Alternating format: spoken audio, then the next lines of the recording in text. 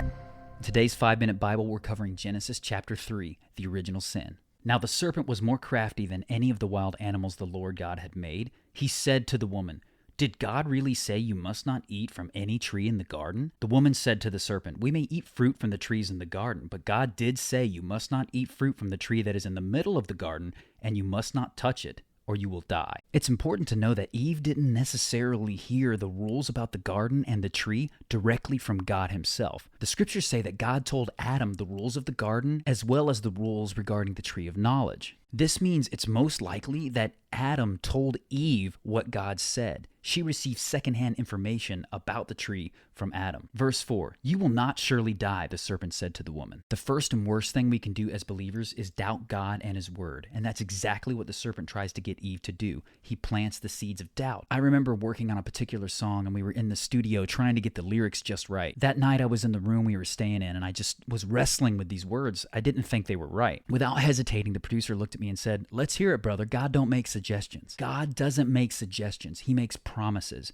And if he said, if they eat of that fruit, they'll die, that's exactly what was going to happen. Verse 6, "When the woman saw that the fruit of the tree was good for food and pleasing to the eye, and also desirable for gaining wisdom, she took some and ate it. She gave also to her husband, who was with her, and he ate it." There's so much wrong going on in this moment that it's hard to cover in 5 minutes. First off, it was Adam's responsibility to tend and take care of everything in the garden. That's the trees, that's the livestock, that's everything living in it. That includes Eve. The Bible's very clear, and it says that when she took of the fruit she wasn't supposed to and ate of it, she gave it to her husband because he was right there with her. The original sin of disobedience came from Adam not fulfilling his role as described by God. He was supposed to protect his wife, look after her, support her, and instead he stood idly by while she was tempted to disobedience of God's law. This should speak volumes to us as believers. When God puts a mission and a burden on your heart, you don't stop until you've accomplished that purpose.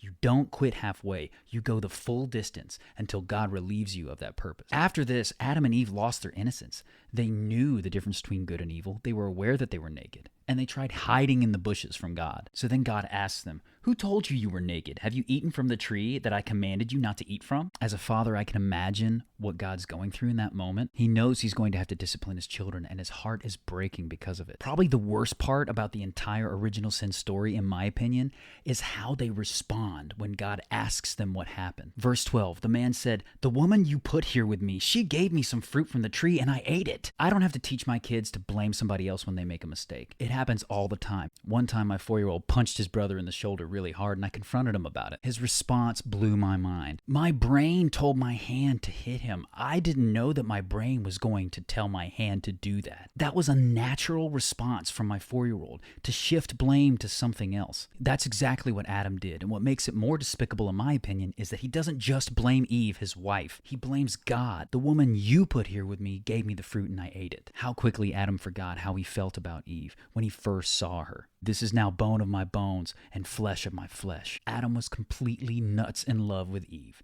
and she was a perfect partner for him. But as soon as there was trouble, he started throwing her under the bus. And then when God questions Eve, she does the same thing. "The serpent deceived me and I ate." The lessons here are crystal clear and they pile on top of each other. When God sets us to a task or a purpose, we need to see it through all the way until the end. We can't stop until it's done. And if God says something, he's going to do it. If we make a mistake, we have to own up to it. It may feel good in the short term to shift blame to somebody else and play the blame game, but it never works out in the long run.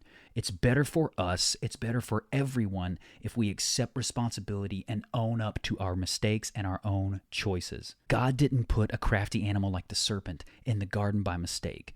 God didn't put one tree in the garden that they were not supposed to eat from by mistake. He did this so Adam and Eve would choose God, would choose obedience to his way, love him by choice, to serve him by choice, to be obedient to what he's told them to do by choice. After this, the curse of sin enveloped the entire world and things fell way out of line from God's original perfect plan. Verse 21 in chapter 3 shows us how God is still there for us, ready to take care of us, even when we screw up. The Lord God made garments of skin for Adam and his wife and clothed them. God is going to take care of us. Even when we screw up, he's going to be there to provide the way of recovery. So what are the big takeaways from chapter 3? God doesn't make suggestions. He makes promises. If he says he's going to do it, he's going to do it. If God puts a burden on your heart or a mission or a task and sets you to that purpose, you have to see it through. Don't stop halfway. Always pursue it to the end. And lastly, if you make a mistake, own up to it. Don't play the blame game. Don't shift blame to somebody else.